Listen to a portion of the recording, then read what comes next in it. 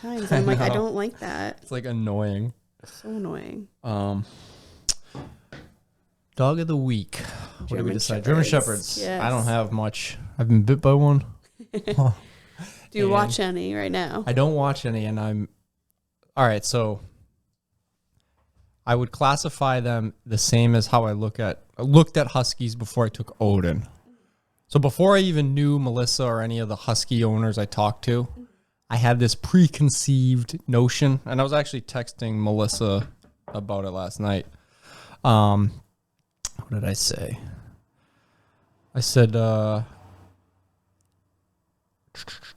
I swore I would never take a Husky. I've seen so many people like lose them at the park, or they're like they won't listen. They just seem very independent and stubborn and like polarizing. And then I met like Sue and a bunch of other people that have them, and I realized that it's a lot of the Huskies that I got a bad rap or thought poorly of, it was mostly because of the owner. And like when I met some of the people who had a handle on their Huskies, I was a little more like, okay, they're not that bad. All right, let me maybe give them a chance. And like I was telling her, like, I love when I'm so wrong about certain things, because like he's made my life so much like better. And like, and he's a good boy too. Yeah, so it's just so nice to be wrong in such a good way, you know. So that's anyway how I feel. I guess how I'd summarize my feelings towards German Shepherds are, I don't have any experience, so therefore I'm just sort of like, again, I don't know about the owners. Yeah, sadly, I'm nervous and cautious, I guess. And where you get them from. Yeah, I'm sure temperament is something that you need to super consider with like breeding and. Oh yeah, German Lay it on me. I'm ready. Let's hear it, because so your grandma owns two. Yeah, so Kona is her first German Shepherd. Kona was bred. Her parents are owned by my dad. The mother is now passed, Isabel. I grew up with that dog since I was like tiny, and then he got the male, and he bred them, and then she got Kona from one of the litters. She only had 2 litters. The first litter, it was funny. One very gigantic puppy, and then one very small puppy, and we always joked that the big one ate all the other ones, so absorbed them all in utero. But she was from the second litter, and we loved them all. I loved it all because it was like my first time like seeing breeding and seeing whelping and stuff like that. And the puppies obviously were like amazing. Cute little potatoes. Fun, yeah, very fun little potatoes. And then Kona, I grew up with. She's turning 10, 11. She's the lighter one, right? The lighter one, yeah. She's turning 10. I think she looks really good for 10. I'll put some pictures. I've got some of them. So yeah, she had to get her knee fixed once. It was really annoying as they shaved the wrong leg first. Oh. Before they did it, but they realized they shaved it and then they shaved the right one. Talking about like when they put in a catheter. Not a catheter, but for the surgery. Like when you're fixing a knee, they shave the whole leg up to like the tail. Oh, gotcha. So they shaved the wrong side. Oh. Don't tell me they performed the surgery. No. Okay. They've realized it before. So at least she matched on both legs. Poor girl.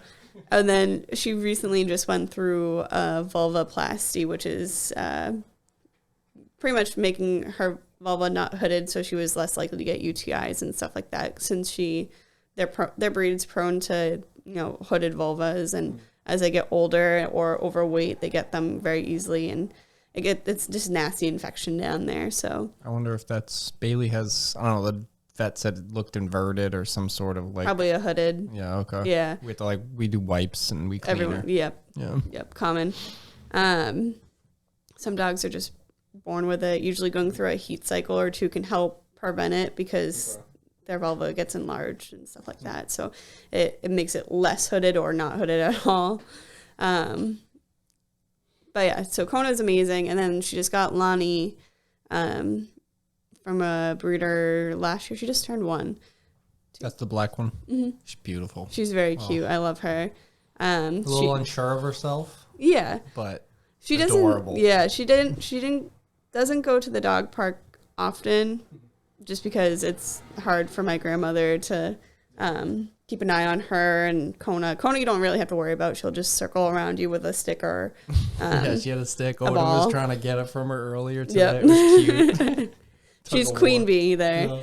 Yeah. And then Lonnie is just kind of, following in her footsteps. Not like with a stick or a ball or anything, but she's a very well behaved dog. She's Fable's best friend. So. Oh, really? That's funny. But yeah, so German Shepherds as a the two whole, little shy ones. Sorry, the two little shy ones kind of like get together. Oh and yeah, comfort each other. Oh, it's cute. You should see her when they're together. They body slam each other. They go hard. They're like two different dogs. Yeah. Exactly. Okay, German Shepherds as a whole, they're a herding breed group of dogs. So they're working dogs, obviously. That typically live 7 to 10 years is the average. Obviously, you get the range. There's some usually older than that. Healthy weight is usually 50 to 70 pounds for females and 65 to 90 for males. So keep that in mind. German Shepherds should not be overweight. They obviously have, different breeds have different lines. So there's some bigger boned ones, but they should never be fat. They need to be kept lean and muscular is what their breed standard is. They have high levels of shedding, so they take a lot of grooming, not necessarily going to a groomer, but a lot of brushing, a lot of sweeping up after them. Yeah, you pet them and it just... They explode, yeah. They have a double coat, so that it takes a lot of the brushing and keep making sure it's kept clean and stuff like that. Monthly to every couple months, maybe a bath here and there. They have a pretty self-cleaning coat, which is nice, but they do need to be dried off. Otherwise, they can get hot spots. Any double coated dog can get, anytime moisture or wet or snow can get trapped under there, and they can get hot spots. So they're typically protective and watchful by nature, which is normal. But they're very highly adaptable and cautious of strangers, but they make amazing house pets. So, they're good for families who know how to commit to a German Shepherd. Yeah. I know it's like a blanket statement, but I feel like you need to have experience with the breed, which is, again, why I'm sort of hesitant, because I know it's something I'd want to do slowly. Get used to them, I love the behavior euthanasias that I've witnessed are German Shepherds, because they weren't trained properly. They're a very high energy dog because, they're bred for herding, so they're constantly on the go, on the moving, keeping everyone in line, Now, their herding is like a Malinois working? Consider, yeah. Okay. I consider them working too because they are used for police work, bite work, search and rescue stuff. They're very so German Shepherds do the bite training. Oh yeah. Okay. I think they're very adaptable dogs to many different lifestyles as long as they get the exercise and mental stimulation that they need. They're very eager to please dogs, so they want to please you. They're very easy to train, but people don't put in the work usually when they get them, which is why they start having behavioral issues. Sounds just like a border collie. That same working, herding, brain. The brain is constantly going. It's constantly thinking. It's constantly like, oh, I need to correct this. Oh, I need to correct this. Oh, the owner's going this way. I got to go this way. Just cars flying by in their brain. From puppyhood, they require a lot of socialization and training. And that needs to be for them, I would even disregard almost vaccine considerations for socializing them because they need that socialization period. Otherwise, you're going to have a aggressive dog, which is not fun. And I say aggressive very loosely. It's more defensive. They're defending themselves. They're defending their owners. It's never usually outward aggression. It's defending almost. They feel like they have to react in order to protect themselves, owners, family, stuff like that. Yeah, I've seen at the dog park, I'd say it's usually not an issue if the shepherd, say, comes over to our group and is checking us out. But if like the group goes to like the owner, it can sometimes it gets like, very anxious. They'll and get close. They'll circle the owner, and that's something just to elaborate on there. Yeah, it's interesting, but that's their DNA, right? That's what they're exactly. They're known to be, very like in stature dogs. Like they should be cautiously like welcoming, but not intimidating to another breed. So like they're known for being direct and fearless, but not hostile is what they should be. So they should never be hostile or aggressive / defensive to oncoming people. They should be cautiously welcoming. They're self-confident, but not enough to intimidate or indiscriminate friendships is one of the big things that was underlined in their breed group. So another thing to keep in mind, must be approachable, quietly standing its ground, but open to meet overtures. So again, they should be welcoming, but cautiously. Have you ever seen the videos like of those trainers where they'll walk up right up to they shake the hand, no problem, but the second they go to like fake punch, the dog's just like, you know what I'm talking about? They should be watching like they're watching, they're fine, but the second they know something's wrong, they're on. Yeah. And that's it's so amazing to watch that they like can that differentiate. Proper, The slight little muscle movement, they're like, that's wrong. And they should be able to, react to that if they're trained to do that. Yeah, being able to differentiate. They should be able to differentiate a threat and a non-threat. Exactly. And what's that? That's all going to be training, right? Mm-hmm. All training, socialization. Training. They need it so bad from puppyhood to be socialized, to be brought places. So you said you would, I'm curious, how much of you would say like 100% like socialization outweighs the vaccines? Not 100%. Because there's potential death, right? There is potential death. I would say, so it should have, it's distemper and rabies, obviously. Okay. So rabies is usually done after 12 weeks old. So what's distemper do? Distemper is for the parvovirus, which is potentially deadly. Potentially deadly. If not, there's like no specific treatment. It's like supportive care, fluids, making sure they're eating, stuff like that. But at least by 12 weeks, if it has its rabies and distemper, I would say go start doing things with that dog. Go start bringing it to places. Go have it meet people. Make everything positive. Don't make anything negative. Like, bring it to other dogs that 100% are friendly. Like, don't just bring it to a dog park, obviously, because that's going to set it up for failure. But right. It's going to get overwhelmed. Exactly. Start small, but start as soon as possible.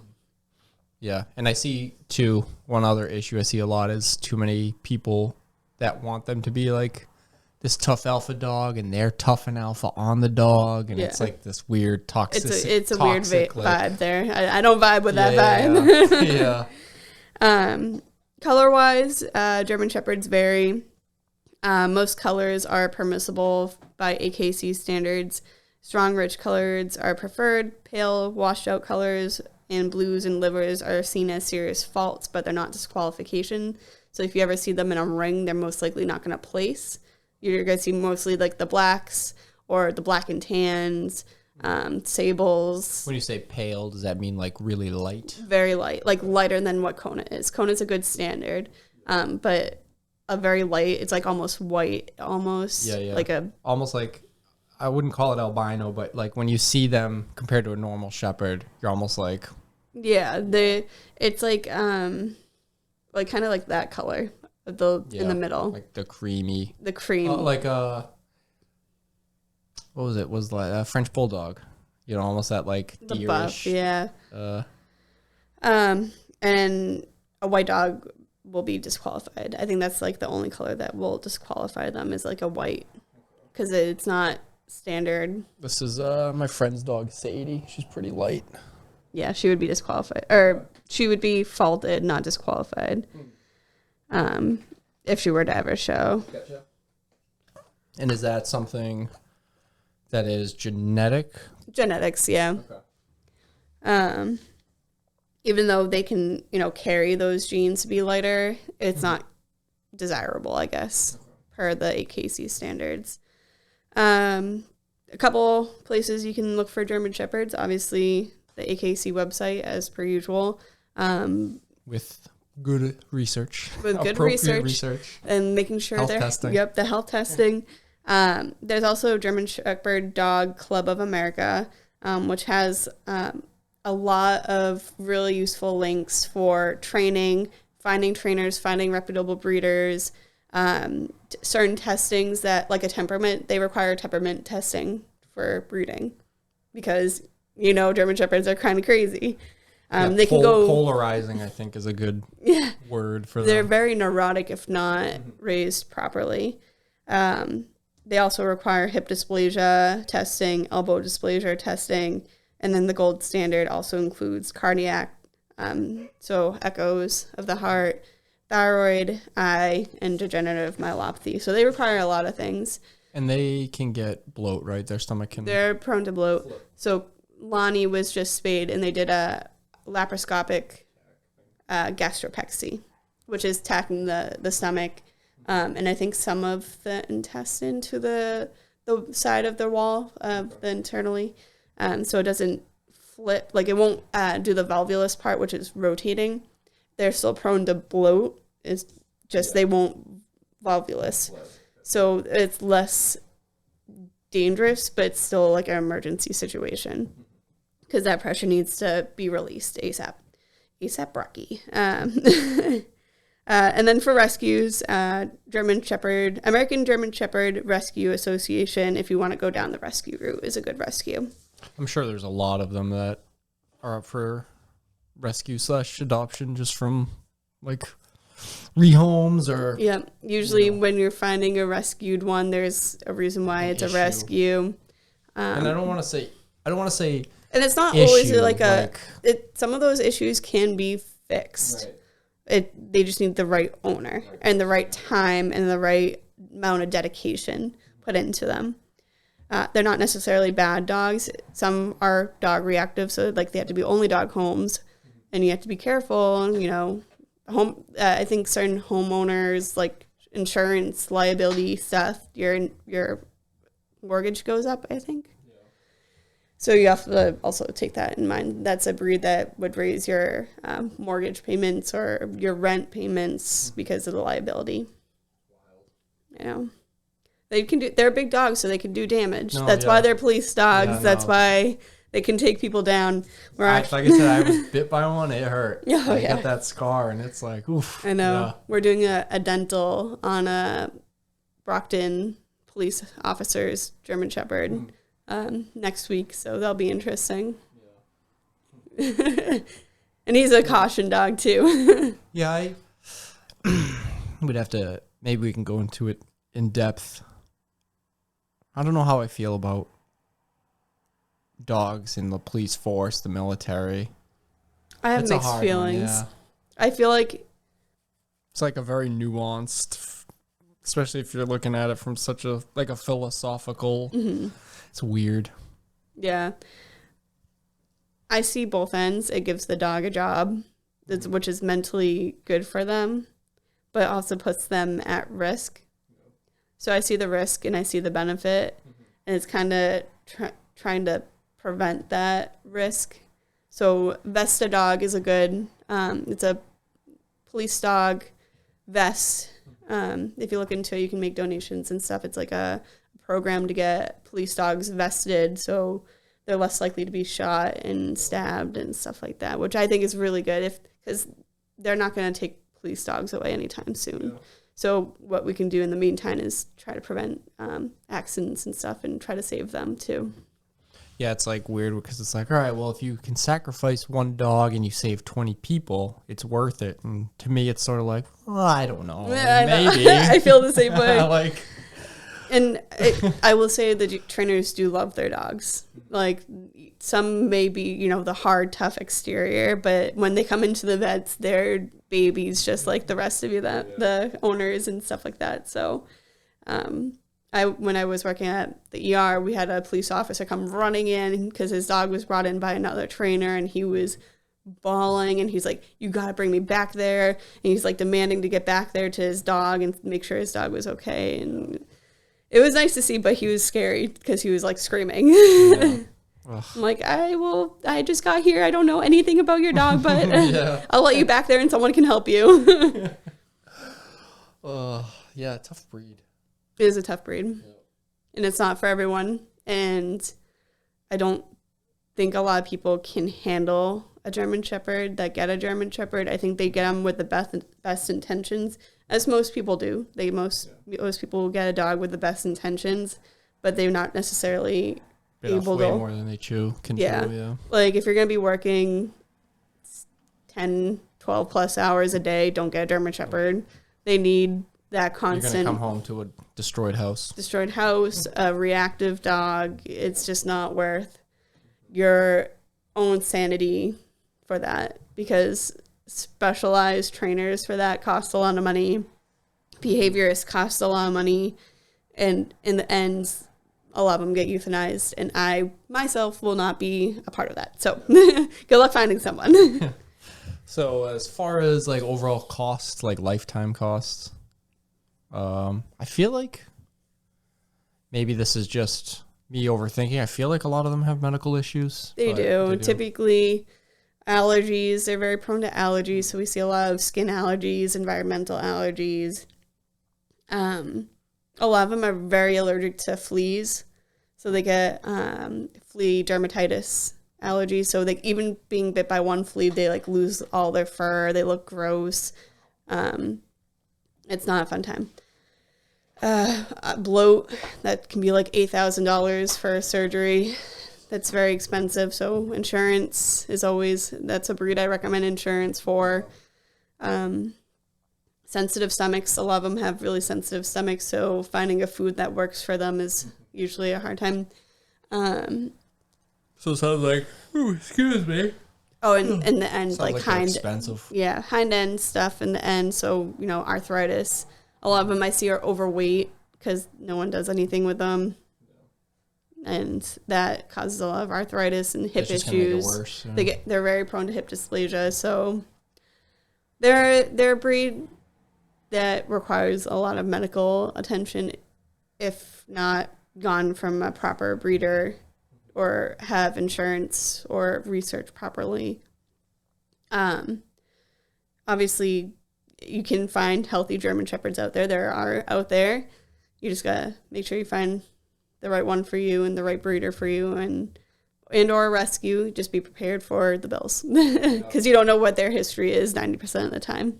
I didn't realize that bloat surgery was so expensive. Oof. Oh yeah. What about Lonnie's brothers are my housemates. So my housemates own two of them, and they have what's it called? Why can't I think of it right now? The sibling syndrome. What is it? Why can't I think of it? Oh, where they're just like paired together mentally, and they like don't listen to the owner. Is that what you're talking about? They listen to them. Selective hearing. So my housemate is my cousin and his girlfriend, and they both got one, and both males. Why can't I think of it? There's a specific word before the syndrome that I can't think of it, and it's gonna drive me nuts. But they're codependent on each other, and one will rile up the other. And Appa, he actually bloated, and I happened to be home, and I was just going down to go take Shiloh up. Well, I was in my room, and Shiloh was crying a lot for some reason. It was weird. Oh, wow. Is that me? So it was alerting you? I don't know. It was weird. And I was like, oh, I'm going to go outside and let him go out for go to the bathroom. Maybe he has to go to the bathroom. Mm. I'm like, I'll just go take him for a walk too. I might as well. I'm home. So I get out there, and my aunt's out there. And she's like, hey, Appa's acting a little weird. I don't know what he's doing. And so he was trying to vomit, but couldn't. He was panting, uncomfortable. His abdomen wasn't very bloated. It was a little distended, but when I touched it, it was painful. And I'm like, these are all the signs of bloat. I'm like, you have to go to the ER right now. And that's how I know the cost. No one wants to I know. I'm like, the minutes go by, it could be life or death. And so she and her son, which is my cousin, went to the ER, and that's how I learned the price of because I personally didn't know because I had never been through it. The price was $8,000. I'm like, oh. And on top of that, he was very lucky. He was caught early. He had to have his stomach tacked and some of his spleen or his whole spleen removed because it torsioned as well.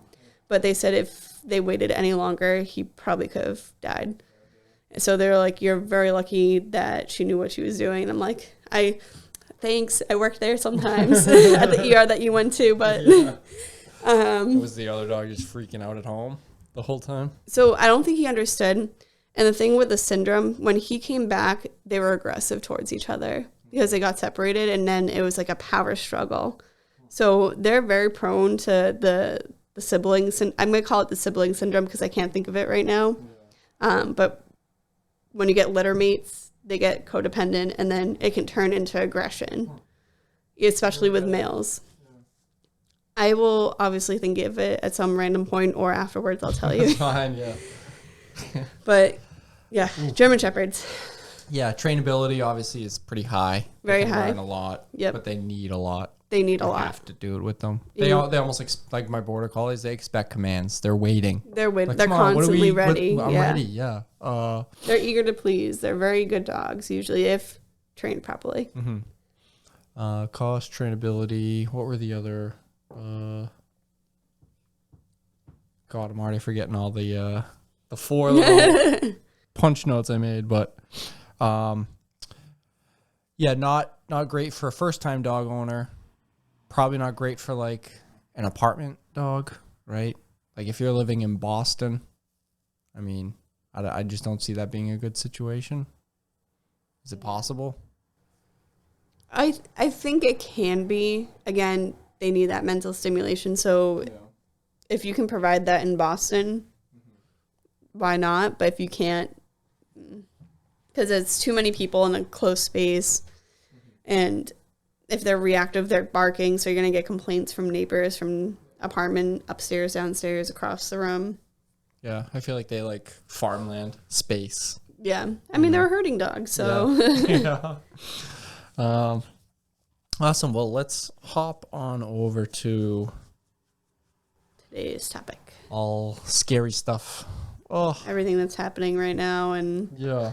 So I made a quick list. Let me pull it up. Yeah. Of like all preparing for disaster. Yeah, and we don't have to talk about all of them. And this isn't an extensive or an exhaustive list of all possible disasters, but you know, there's geological disasters like earthquakes. I bet it was a Honda. Probably. Just this fat exhaust. Earthquakes, volcanic eruptions. I mean, that's something we don't really deal with. Yeah. Hydraulic disasters like floods and tsunamis. There's meteorological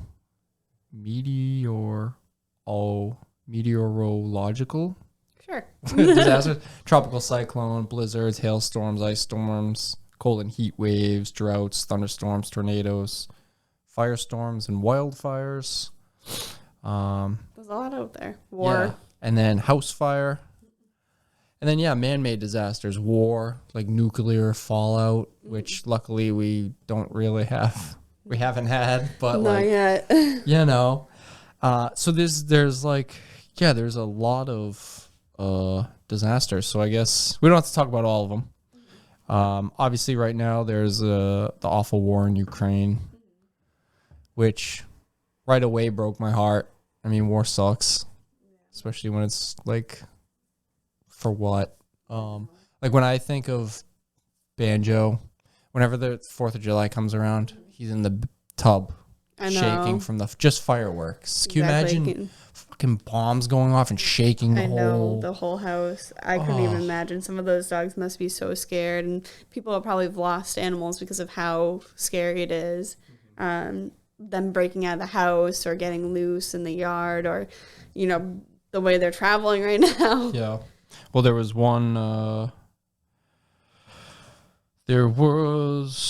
Where is it? Yeah, there was I think it was a shelter or rescue. You're here. Many residents of, I'm going to pronounce these wrong. I have not watched any like news coverage. So many residents of Kharkiv, I don't know, have already left, risking the journey in hopes of finding a break from constant bombardment. But even before Russian forces attacked the city, Animal Rescue Kharkiv decided to stay. So they're an animal rescue. Russian bombs have struck the group's adoption center, killing 5 dogs and leaving another 5 to escape into the woods. You know, like, yeah, that's something I that's saw just some of the videos of people walking around shelters, and there's like dead animals everywhere, and I'm like, that's so sad. Sucks. But like, what brave individuals to stay and like try to care and look out. Like, that's, you know, there was, I posted on Facebook the woman who I think she was bringing like dog food to a shelter, and they just like gunned her down. Didn't make it back. Yeah. It's just like, it's so sad. You know, killing civilians and animals is just like barbaric. That's that's like medieval shit. I know. They're like, you know, trying to take care of things that are being left behind. Like, if you were going to leave an animal behind, set it free so it has the chance to escape. Don't leave it locked up somewhere, because that's horrible. Death sentence. Yeah. Especially like if it's a wildfire or something like that. For like horses and stuff, when livestock, they usually set animals free, and they round them up after. Because they're smart enough. They know danger. Oh, yeah. You know? They're still wild enough to know. Compared to fire bad, yeah. Like, some dogs and cats don't. I think we've domesticated them to a point sometimes that, you know, they're oblivious. But some are pretty smart about, obviously, the fire hurts, so gotta move away from it. Yeah, the smoke, all that. Yeah, smoke inhalation will kill them alone. So I mean, yeah, like in a situation like say Canada was about to like invade USA like tomorrow, and you and I lived like on the border. We had like 24 hours to like evacuate. I'm not one of those people, and I see it all the time when like down in Florida, hey, there's about to be a tornado, and it's like you get the few people that don't leave. Yeah. And it's like a week later the tornado comes in. It's like, why didn't you leave? They gave you plenty of warning, ample warning, and so I'm like, I don't feel as bad for you. I feel bad for your animals, but you could have prevented, you know. If you just left. Yeah, so like I'll always sort of, or I'll probably err on the side of like, all right, let's go just to be safe, and I'm going to take my animals. It's got to be best for the animal for you to take it, right? Because if it's not safe for you, it's not safe for them. Exactly. Like, regardless of what disaster it doesn't matter if it's a flood or an avalanche. Exactly. You should never also, like, the fact that people in like the Ukraine are traveling, you see so many of them are like carrying, there's like a picture of a woman carrying her 90-pound German Shepherd or a guy, and like people are traveling with their pets, and like they're trying so hard to get out there with their animals. Meanwhile, there's people here are like abandoning them because they're moving next state over. Yeah. So it's like so stupid to see that some people will go so out of the way because of their love for their animal, and then the people who don't, I'm like, don't get animals. Yeah. Yeah, I mean, I don't even know, you know, like, I don't know how much warning people in Ukraine had about I don't know either. This, but like, again, let's say it's like even just like a day.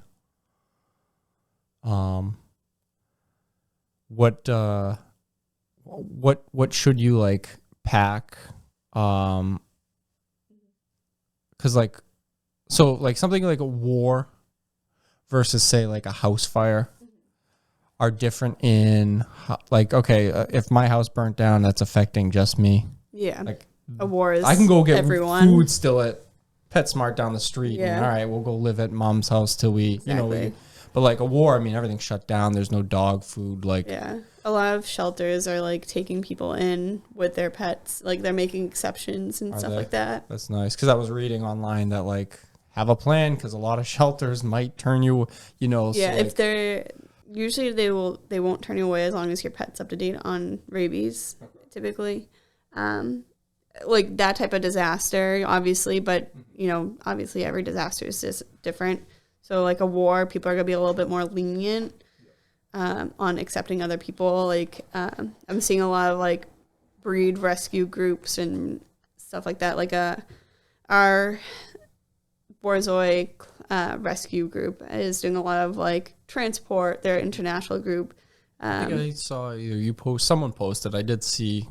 Like a Borzoi thing with Ukraine, which was cool. Oh yeah, and they're like trying to get people homes and transport and food to the animals, and so you see a lot of, and it's not just them. It's like a lot of rescue groups and a lot of people are contributing to this, trying to just help these people find like places to go and stuff like that. So there's obviously they're gonna be a little bit more lenient, but in like smaller disasters. So case-by-case disasters, I think you're going to have to be a little bit more prepared.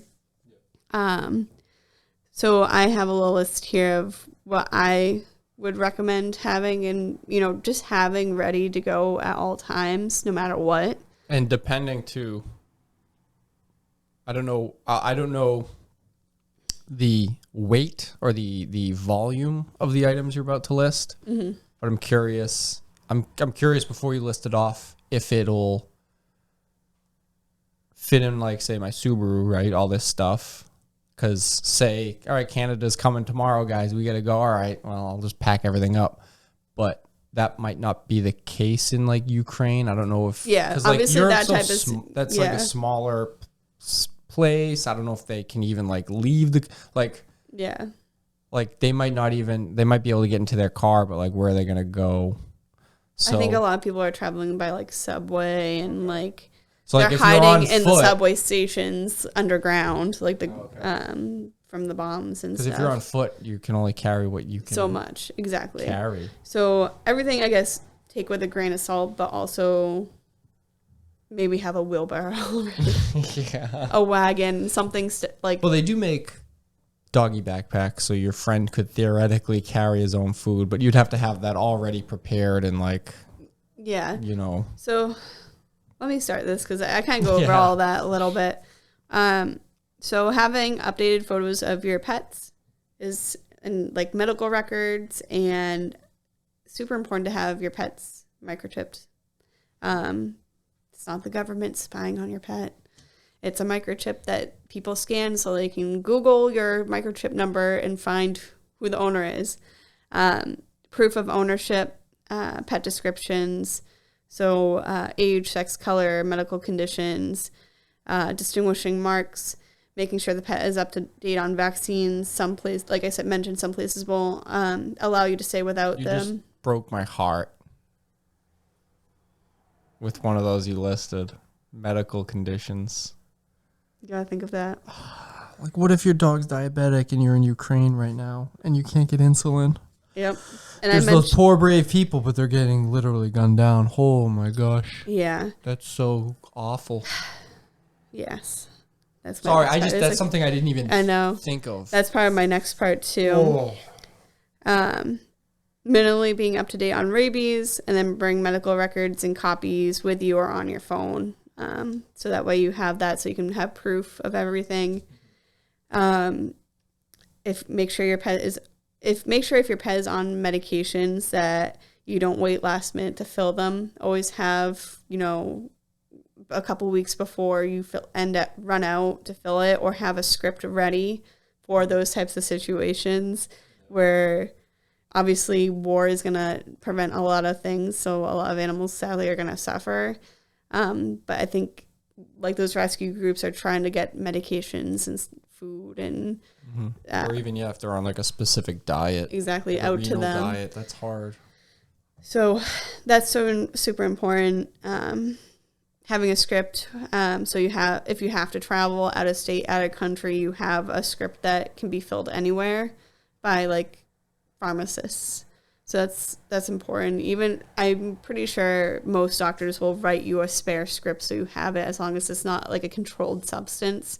Insulin is not a controlled substance, but it does have expiration date from being packaged. So that's something to consider. It needs to be kept cold. Refrigerate it. You have to keep it. Anytime we'd go out, because my sister had diabetes, we'd always have like a cooler and an ice pack filled with. And then having a small bag of prepared containing food, a jug of water, first aid kit. There's even made kits online. You can get on like Amazon or Chewy, just like emergency packs that even your pet can carry, that like you mentioned. Like a small little cooler in case you need to have refrigerated things, so ice packs, and not like the freeze ice packs, but like the instant ice packs that you pop it when you need it, and that it's like instantly cold. The bag should also include the medical records that we mentioned, leashes and collars, extras, obviously litter pans and litter if you have a cat, or depending whatever other species of animals, something there along their care guidelines. A manual can opener, because you may need it for yourself and your pet. Small toys and beds for easier travel. Again, that's like easier said than done for car rides. Obviously, if you're traveling by foot, it's a little harder, so you got to take the essentials with you. And then, working your way from there. I have having a crate, either a soft or a collapsible one. So you can strap it to the top of the car, strap it in your car, lay it flat, make it easier for travel for the animals, and or if you have to set up and camp somewhere. Yeah, like a shelter, that'd be nice. Exactly. Just so you have peace of mind. Or if you have to go to a hotel or a motel, or most motels allow animals, but they're, low quality motel settings, not always the cleanest places, but obviously in emergency situations, you gotta, money, can you afford to go to a hotel or a motel, or, are you living out of your car? If you look in my car, I'll have to show you, I have my whole car is set up for travel at all times, so I'm ready to go at all times. Because just traveling for dog shows, I'm going to Pennsylvania with you, this weekend, so I'm ready.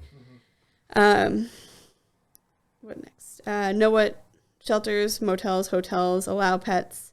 Like I mentioned before, emergency cases, they will allow pets with families, but in minor emergencies, they may hold true to their policies, so knowing ahead of time and keeping a brief list will help.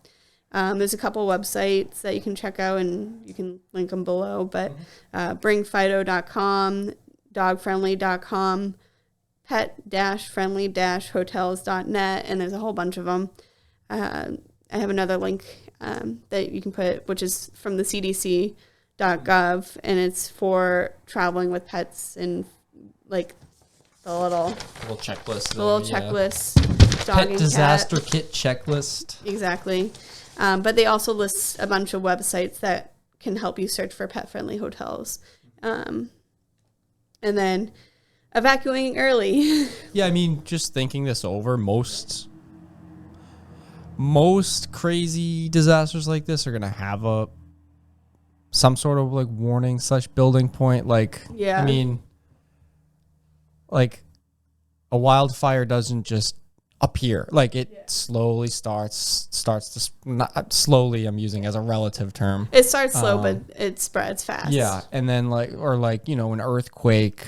I guess an earthquake can just hit, I guess. But war, typically there's gonna be that. Yeah. So, I feel bad for the people that stayed. What would you say to them? I don't know. Any advice? Just stay safe to the best of your ability. Don't go out there. If you have basements, go in your basements. If you can leave safely, do it. Imagine I've read of people taking their birds, having to carry a bird cage with you. Oh my goodness, yeah. At that point, set the bird free and worry about your own safety, because obviously you can't care for your animal if you're dead. So now, what if you have an exotic pet, or an invasive species type, like, cats. We mentioned where I wouldn't necessarily have originally thought like, oh, cats are invasive. Now I know. Like, what if you let out a parrot and that parrot's invasive to that environment? I don't know. I don't know if parrots are ever, but they don't do well in most environments weather-wise. So I wouldn't be too worried. I'd be more worried about getting to safety and then trying to find it immediately after, once you're safe. I know that kind of contradicts everything I've ever said. Yeah. But obviously, safety is your number one priority. And if you don't think you can do that safely with an animal, have that animal be set free or given to a rescue or shelter. Just be aware that, they may be abandoned at that rescue shelter at some point because of the war or whatever else is going on. I find that the best option is obviously traveling with your pet, but if that's not optional or safe, setting them loose, and if they follow you, perfect. But if they don't, they have a better chance to potentially escape. Just survive on their own, yeah. In World War II, first 4 days of World War II, 400,000, obviously an estimate, 400,000 dogs and cats died. It's about 26% of London's pets in the first 4 days. It's so sad. That's a quarter of the pets. That's crazy. That's such a... And they're probably just left in the house, probably left somewhere, or with families too. You got to consider people died with them probably. Yeah, that's unreal. Yeah. It sucks. So if you know that disaster is coming, leaving early can ease the stress for you and for your family and for your pet to either go somewhere where you can be safe or your pet can be safe. Rushing can cause confusion and abnormal behaviors in some animals. So it may become aggressive because it's like you're dragging me around and I have no clue why. But if you leave ahead of time, you can kind of avoid that. And it can also, have them settle in a little quicker if it's less stressful.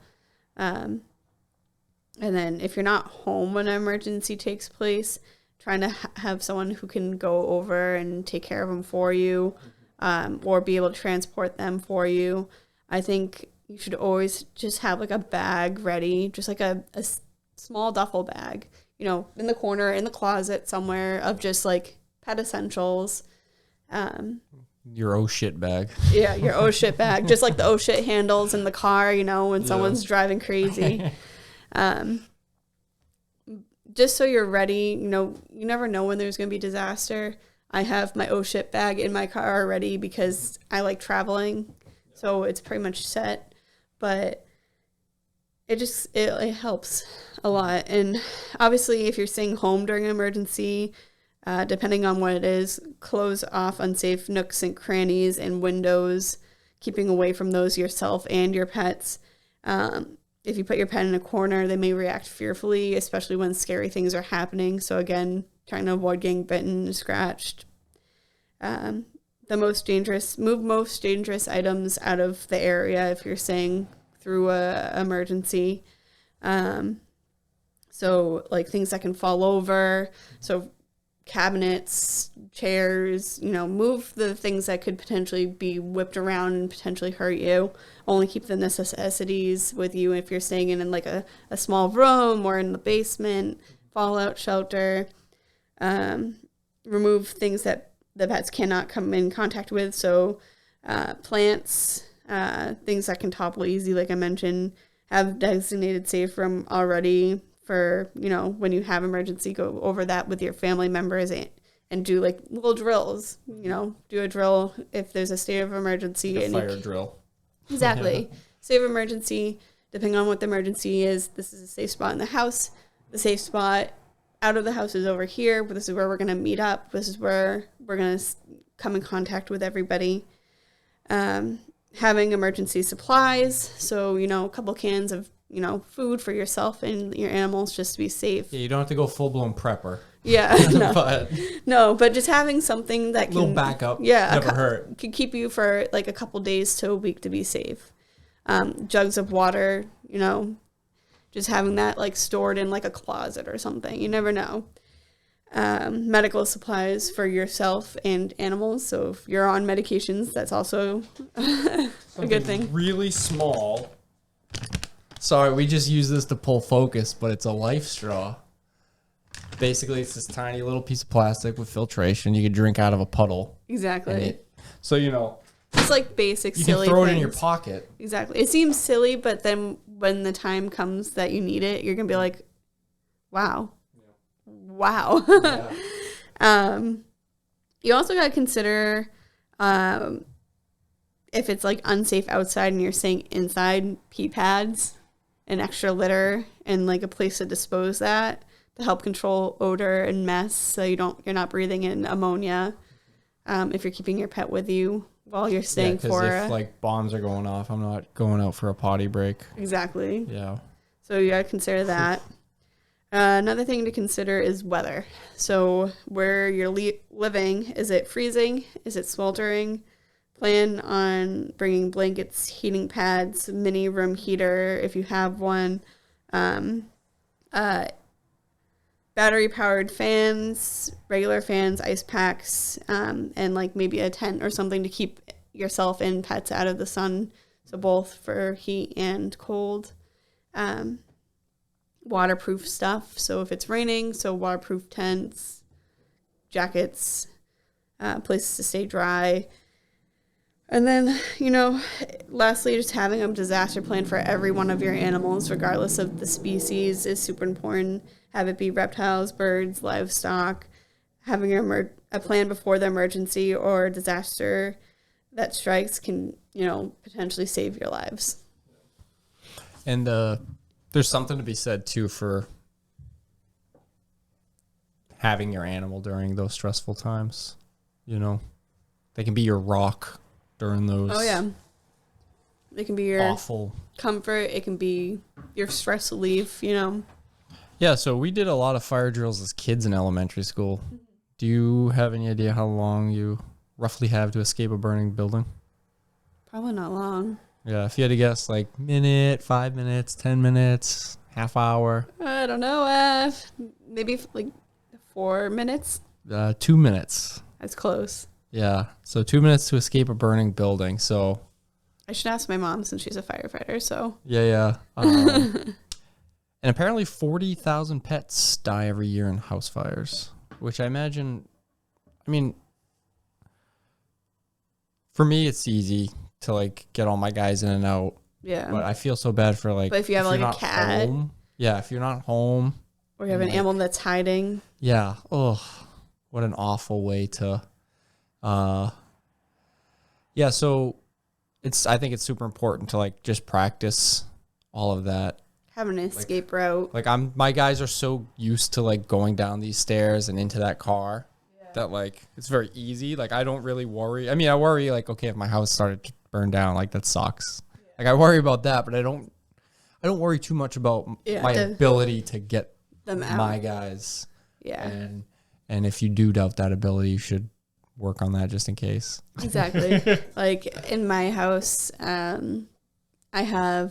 I can either go through the window that has like a kind of like a roof. It's a roof to the first floor, and then I'd be like, just fucking jump. It's fine. Break a leg, it's fine. At least you're not in the house. Or, you know, if I exit my room, it's pretty close to the stairs. I can just go right out the door. So it just depends on where the fire is. So if the fire is already downstairs, I think it'd go through the window. But if it was like upstairs, I think I'd have a chance to go down the stairs. I can't picture Fable on that roof jumping. Like I could just, she's like, no, this bird, I don't know. Like she's so like, oh yeah, that's tough. Yeah. That's something I never want to experience. But again, like at least I'm not trying to say like, oh, at least a house fire is not that bad. But like again, compared to like the whole country being at war and shut down, you know, it's just displacing the individual, not like everything. Everything. And yeah, I thought that was interesting. 2 minutes. The other thing I thought interesting is you should not walk through flood waters. It only takes 6 inches of moving water to knock you off your feet. So if you're... I can get that. Yeah, if you and your dog are like, all right, maybe we can risk it and we can kind of cross this. Yeah, risk it for the biscuit. And then all of a sudden, drowning's not fun. I don't think so, yeah. No. That's suffocating. Nope. Yeah, your lungs fill with water. You suffocate, yeah. Yeah, you run out of oxygen and go unconscious. I think so. I think it's like a burning feeling, and then you're unconscious, and then you're dead. Ugh. If you don't get resuscitated. My cousin drowned. I was like, I don't know, 4. I don't really remember him other than like home videos. But they were like partying at a beach, and one of his friends started having trouble, so he swam out and saved his friend, but then like a riptide took him out. The riptides are really bad. Yeah, and he drowned, so just crazy, yeah. So like, even if it looks shallow, again, 6 inches. I didn't say 6 feet, right? I said 6 inches of moving water. And that's only like... Right. So... like that. Yeah.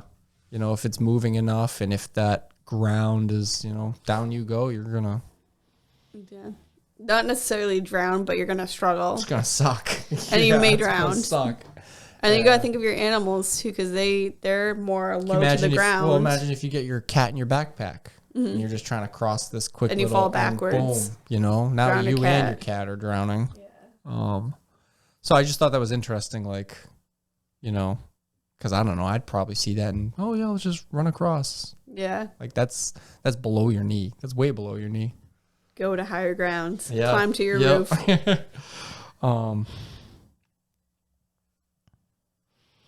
Yeah, so you're cool with letting pets out, okay. Obviously depending on the circumstance. Obviously depending on the circumstance, and that you try to recover them ASAP. Yeah. During like a wildfire, let's say like you're in the path of a wildfire, would you still be okay with, like, it's coming to your house? Evacuate early then. Yeah. Before it actually gets close. No reason to let it get to that point where... No, because your house is going to burn down regardless. Yeah. Yeah, that's some scary Do you want to be in your house when you get burned down? Yeah. Sure.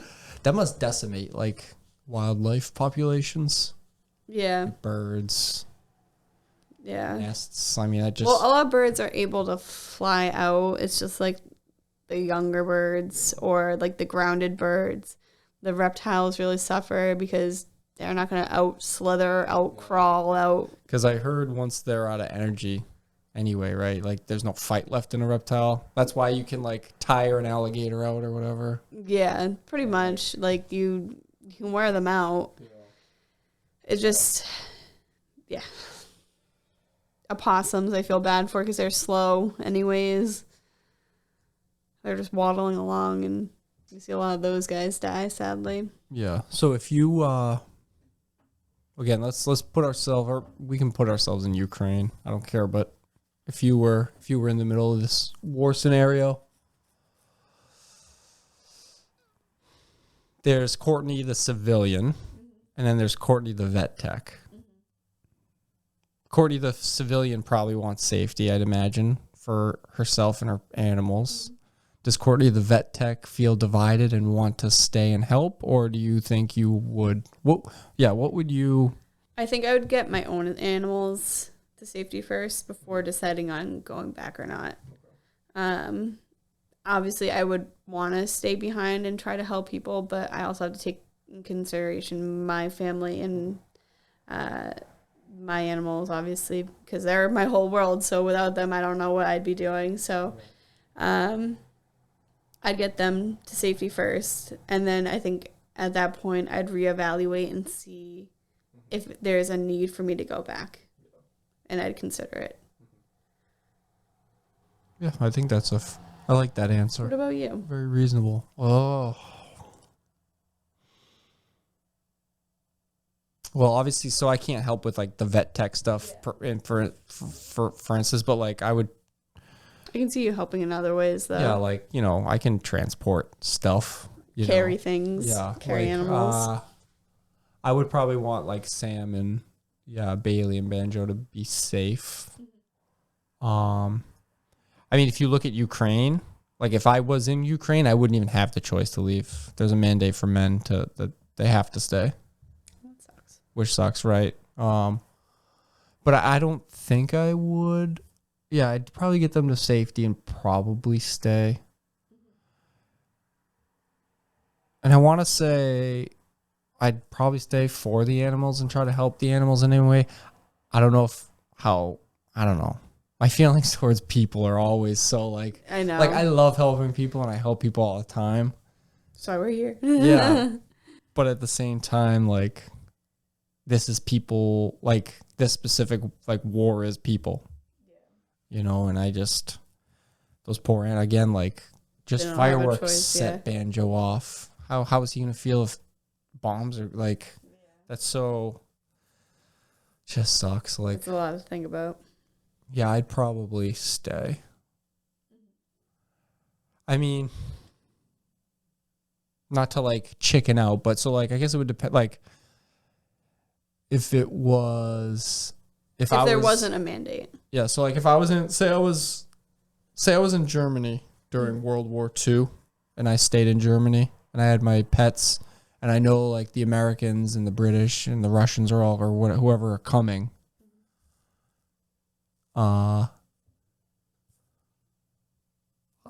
I would probably, like, say I was a German, I probably would have tried to flee.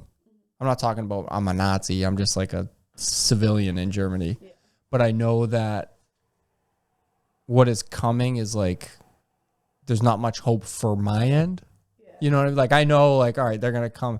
Like, I feel like within Ukraine right now, it's kind of up and like nobody knows where it's going to go. Exactly. Like it wasn't like, oh, Russia's coming in and just sweeping house. Like if that was the case and I was in Ukraine, I'd probably be like, I'm out. But whereas they're putting up like a fight and they're making a stance, I feel like I could maybe, I'd probably stay just because like, fight for the animals. I just think it sucks that like animals get left behind. Like you said, I don't know. I can't wrap my head around like leaving. I know. I keep seeing those videos of the shelters and all those animals left behind and just trapped in the shelters, starving, and then animals getting blown up and then having to eat their companions. And it's messed up. Yeah. What if you had a shelter in Ukraine? I don't even know how I'd answer this. I feel like I'd have to let them all out. I would let them out. That would be me. I'd let them out if. So like this place got hit with a bomb and 5 dogs. If I couldn't transport all the dogs, I would set them free.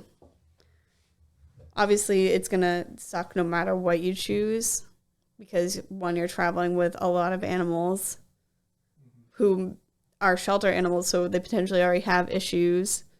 It's hard though because it's like, well, what if like, all right, we'll be there tomorrow with the van and, it's like, all right, we can wait 12 hours, but then a bomb, like it is, yeah. It's a lot it's very overwhelming to think about. Just every decision you make is like just stressful in that situation. Yeah. Because like, I feel like you're so out of control you're just the like whole thing. A victim of the environment. Everything has to be decided precisely or else life or death. Yeah. So, like I said, if I couldn't immediately leave with them and it was life or death, I would set them free. They have a better chance outrunning people and me being able to recover them after.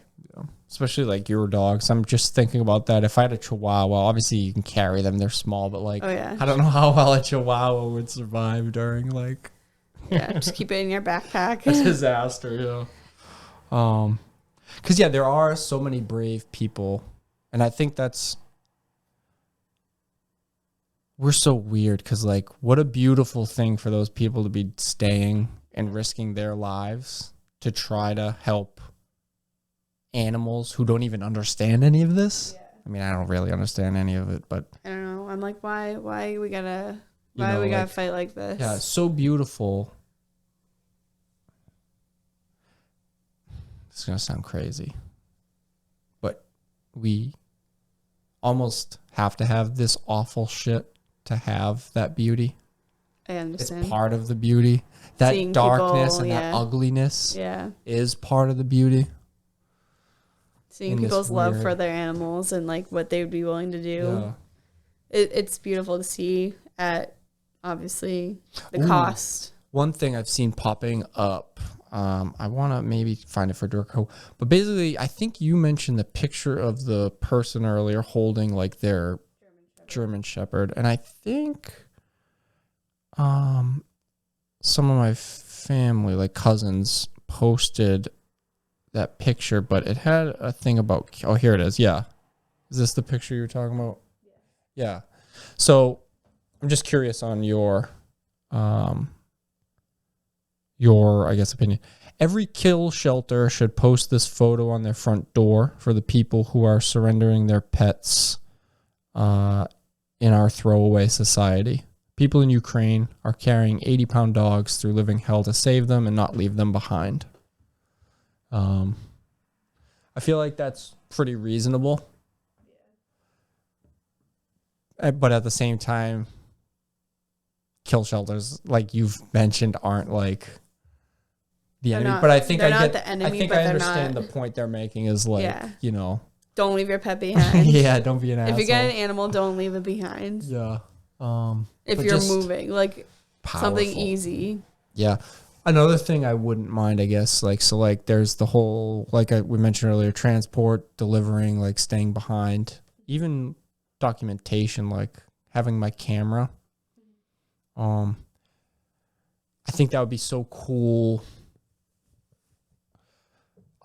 This is gonna, again, I'm gonna sound like such an asshole. I think I would be so fortunate to witness something like that with my camera. I want to break this down because I'm saying something ridiculous. I think it would be, it would be a sort of privilege to survive some crazy disaster like that and come out with like some footage. Like, I just think that that's amazing. Yeah. If I could get pictures like that, if you understand what I'm saying. I'm not saying like, oh my God, it's amazing that war's happening, but like to be able to capture the beauty in the moments. Beauty.